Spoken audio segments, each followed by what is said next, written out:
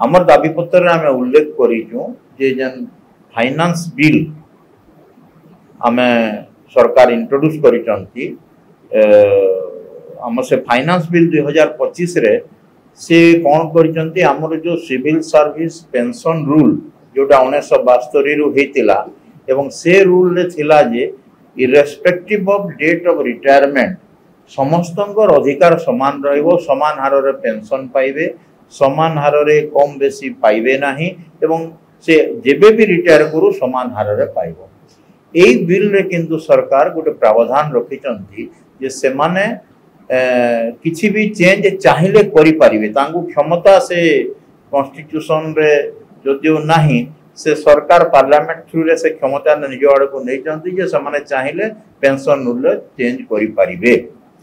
एबे कोन हेची 7th पे कमिशन जोटा कि एई सरकार समय रे हेतिला से 7th पे कमिशन भी कहितिला जे आपण माने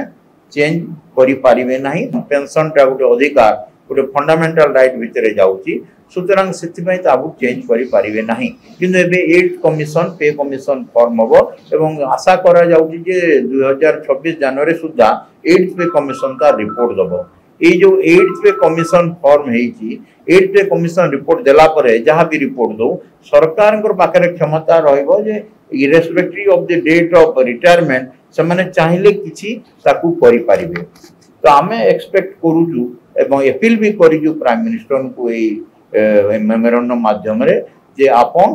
दया करी हमर सोशल सिक्युरिटी रो जो मेजर समान हर रे समस्त को दरमा मिलू बा पेंशन मिलू